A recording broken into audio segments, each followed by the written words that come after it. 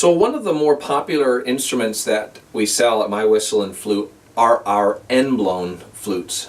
Quenas and Quena style end-blown flutes. When I say Quena style, I mean they may not have the finger holes and the tuning exactly like a traditional Quena, but they use that end-blown Quena notch. It's not rim-blown, but it has that Quena style notch in it. This is one of our largest ones, more of a canacho size, and it is 5 finger holes in the front, no finger hole, no thumb hole in the back, just 5 in the front, which makes it a little bit easier to hang on to this larger flute. It is made from 3/4 inch PVC.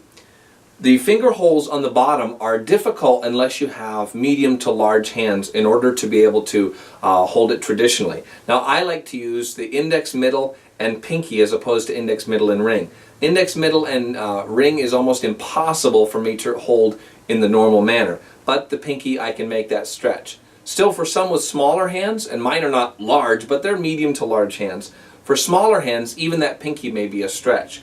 So what you can do is use what's called the piper's grip, which is to use this piece of your finger between the first and second knuckle on your index and middle fingers, and then use the pad of your pinky.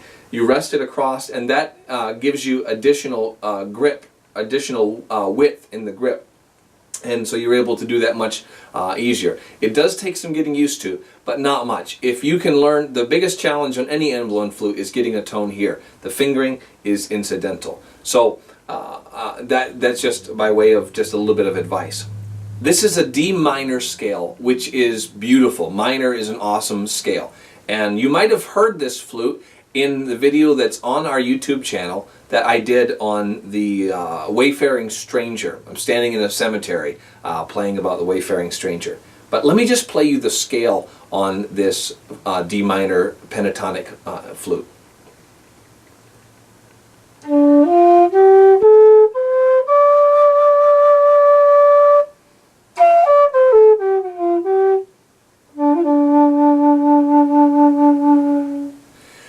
Something about these low flutes just reaches into your soul.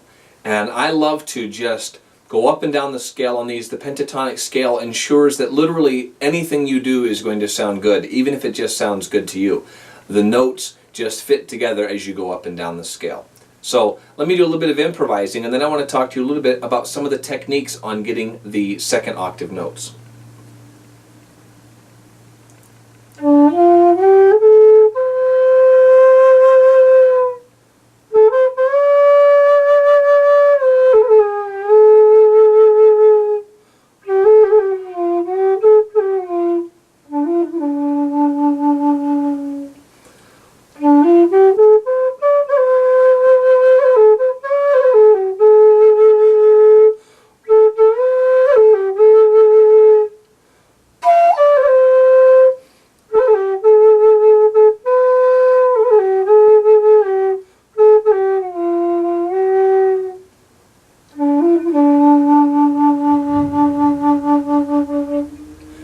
I love that.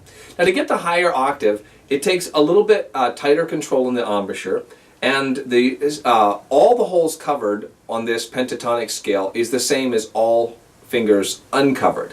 So you'll have to be the judge on which way you want to do it, or just depending on the song, but it's the same note. All covered. Open. I find it to be a much sweeter note with all the fingers open, and I do that by pressure with my thumb on my left hand and my pinky on my left hand, and then the pressure against my lip to be able to hold it there. As you work up the scale, you're going to begin to notice in the second octave that you start to lose the ability to hit those notes.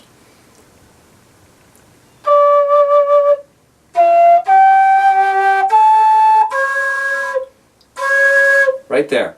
That first finger hole here only is just about impossible to hit. However, there's a trick, and it is a alternate fingering of either covering the bottom or the 2 bottom notes to be able to hit that high note.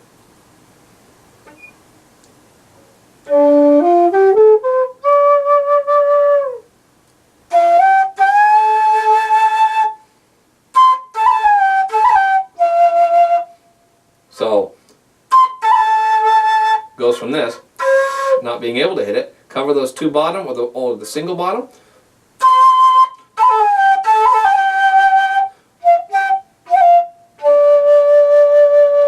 So maybe if you're playing a Quena and you're having trouble getting all the way up in that second octave, try that. Try covering the bottom or the two bottom holes to be able to get the top note in that second octave. But our low D minor pentatonic Quenacho style end blown flute at mywhistleandflute.etsy.com, and this music will just absolutely speak to you. This will be your go-to flute at the end of a long day. I promise you'll like it. Hope to see you around the website. Send me a question if I can help you in any way. Have a great day.